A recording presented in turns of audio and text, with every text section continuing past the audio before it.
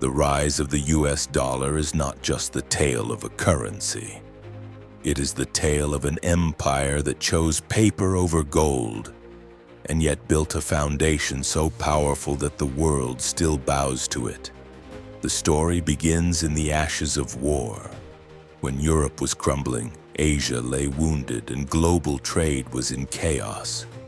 Nations looked for stability, and only one power stood untouched, rich with industry and military strength: the United States.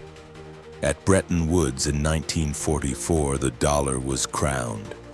Linked to gold, it became the anchor of world finance. The message was simple: trust the dollar, and behind it you trust the might of America. But the world changed. In 1971, President Nixon severed the dollar's tie to gold. And for a brief moment, it seemed as though the empire of green paper might fall apart. Economists predicted collapse. Rivals whispered about weakness. Yet the dollar did not fall. It adapted. Oil contracts, global trade, debts, and reserves all found themselves denominated in dollars. Without gold, the dollar became something far more powerful: the bloodstream of globalization. From New York to Tokyo, from London to Rio, every transaction seemed to echo in dollars. Then came a challenger. In 1999, Europe unveiled the euro, bold and united, designed to stand shoulder to shoulder with America's currency. For a time, it seemed formidable. The euro rose in strength, adopted by powerful economies, and whispered to the world that perhaps the dollar's throne could be shaken.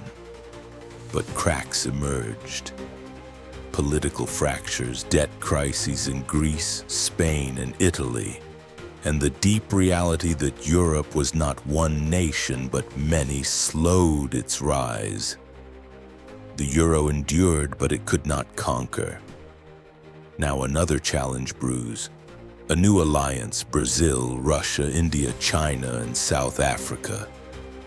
Whispers of creating their own shared currency.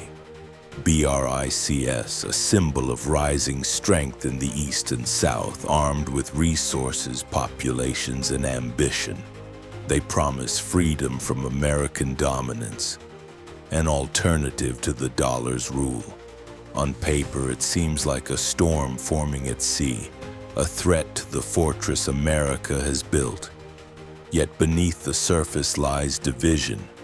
China pushes for control, India resists being overshadowed, Russia searches for survival under sanctions, while Brazil and South Africa remain tied to domestic battles. They may share ambition, but they do not share unity. And a currency without trust, without cohesion, is no currency at all. Meanwhile, the dollar reveals its true weapon: not just economics, but psychology. In every crisis, in every storm, the world still runs toward the dollar, not away.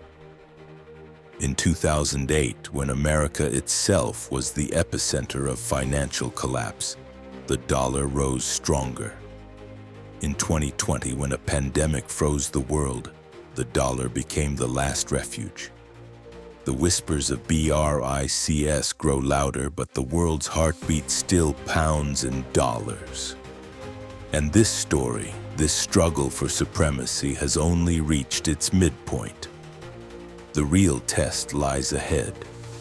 But as history teaches us, the midpoint of a struggle is often the most deceptive. Rivals appear stronger than they are. Storms look darker before the dawn breaks.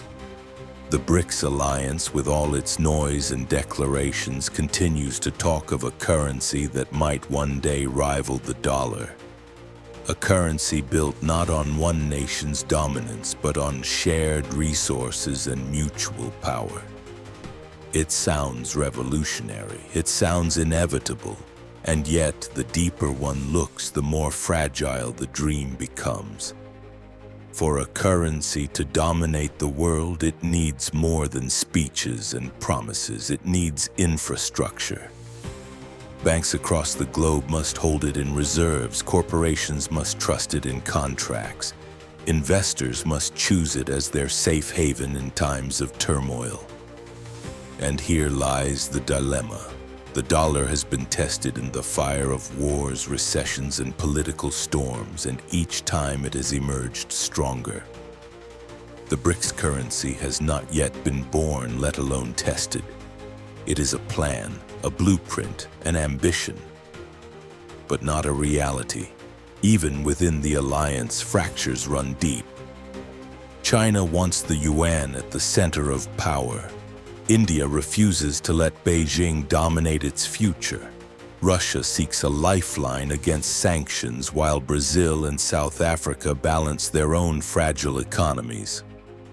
It is less a union of one heartbeat and more a choir of competing voices. And the world knows this. When investors choose where to store their wealth, they do not chase promises, they chase stability. That is why, when storms rage, they still run to the green dollar bills of America. Consider the sheer reach of the US dollar. Nearly 60% of the world's reserves are still held in dollars. Oil is still traded in dollars. Global debts are still measured in dollars. More than 80% of all international trade involves the dollar at some point. It is not just a currency, it is the language of money. To replace it would mean rewriting the grammar of the global economy, a task so vast, so immense, that even the most determined rivals falter at its edges. And yet, the suspense grows. BRICS nations continue to build, to whisper of new systems, new alliances, new digital frameworks. But the more they move, the more they reveal just how much distance still separates ambition from reality. The dollar, meanwhile, continues its quiet dominance. Banks still trust it, markets still obey it, nations still hold it close. The story of the dollar is not one of chance, it is one of resilience. It survived the collapse of the gold standard, the rise of the euro, the shocks of financial crisis, and the whispers of BRICS.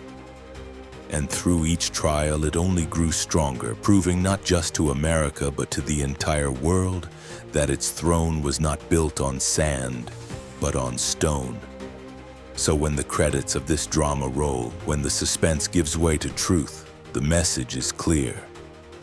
Rivals will rise, challengers will come, alliances will form.